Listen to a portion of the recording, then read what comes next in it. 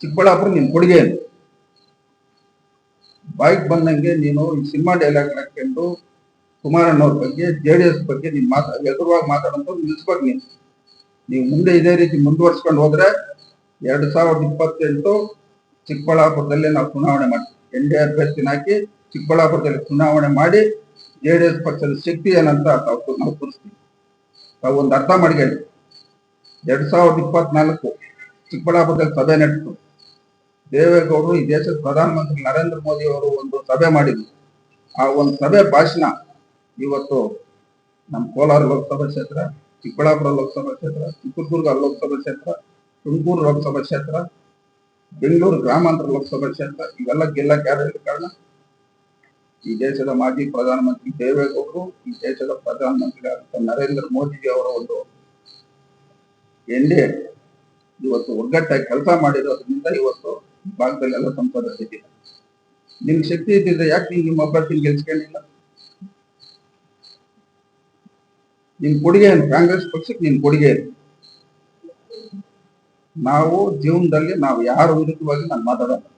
ನಮ್ಮ ಪಕ್ಷದ ಬಗ್ಗೆ, ದೇವೇಗೌಡ ಕುಟುಂಬದ ಬಗ್ಗೆ ಯಾರಾದ್ರೂ ಮಾತಾಡಿದ್ರೆ ಅದನ್ನ ನಾವು ಸಹಿತ ಇದು ನೀವು ಅರ್ಥ ಮಾಡಿದ್ವಿ. ನಾವು ರಾಜಕಾರಣದಲ್ಲಿ ನಾವು ಅಧಿಕಾರಕ್ಕೆ ಆಸೆಪಟ್ಟು ಬಂದಿಲ್ಲ, ರಾಜಕಾರಣದಲ್ಲಿ ದುಡ್ಡು ಮಾಡ್ಬೇಕಂತ ಆಸೆಪಟ್ಟು ಬಂದಿಲ್ಲ.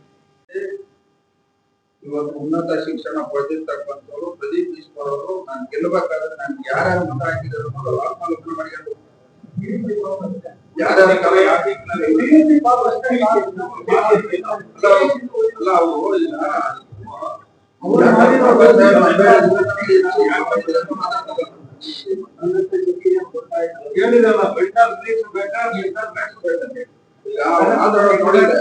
ದೇಶದ ಪ್ರಧಾನಮಂತ್ರಿ ಮಾತಾಡ್ತಾರೆ. ಅಂಬೇಡ್ಕರ್ ಅವ್ರಿಗಿಂತ ಹೆಚ್ಚಾಗಿ ಅಧ್ಯಯನ ಮಾಡಿದ್ದಾರೆ. ನಾವು 7ನೇ ತರಗತಿ ಓದಿದ್ದವು. ಇಂದಿನ 3 ಮಾತಾಡಿ ನಾವು ತಲೆ ಕೆಡಿಸ್ಕೊಂಡು ದೇವೇಗೌಡ ಕುಟುಂಬದ ಬಗ್ಗೆ, JDS ಪಕ್ಷದ ಬಗ್ಗೆ ಅವ್ರು ಮಾತಾಡಿದ್ರೆ 2028 ವಿಧಾನಸಭಾ ಚುನಾವಣೆಯಲ್ಲಿ NDA ಅಭ್ಯರ್ಥಿಯಾಗಿ ಈ ಚಿಕ್ಕಬಳ್ಳಾಪುರ ವಿಧಾನಸಭಾ ಕ್ಷೇತ್ರದಲ್ಲಿ ಚುನಾವಣೆ ಮಾಡಕ್ಕೆ ನಾವೇ ಬರ್ತೀವಿ. ಅವರು ವಿದ್ಯಾವಂತರು, ನಾನು ಅವಿದ್ಯಾವಂತ. ಅವ್ರು ನಮ್ಮ ಸವಾಲನ್ನ ಸ್ವೀಕಾರ ಮಾಡಿ ಆದ್ನ ಗೆದ್ರೆ ಆದ್ನ ಮನೆ ಬಾಗಿಲಲ್ಲಿ ನಾವು ವಾಚ್ಮೆಂಟ್ ಕೆಲಸ ಮಾಡ್ತೀವಿ. ಆದ್ನ ಹೋದ್ರೆ ನಮ್ಮ ಕುಮಾರಣ್ಣ ಮನೆ ಬಾಗಿಲಲ್ಲಿ ವಾಚ್ಮೆಂಟ್ ಕೆಲಸ ಮಾಡ್ತೀವಿ. ಈ ಸವಾಲ್ ಸ್ವೀಕಾರ ಮಾಡಿ ಅದನ್ನ ಗಂಡಸಾದ್ರೆ ಈ ಸವಾಲ್ ಸ್ವೀಕಾರ ಮಾಡಿ. ಅಭ್ಯರ್ಥಿ ಯಾರಾಗಿರ್ತಾರೆ ಸರ್?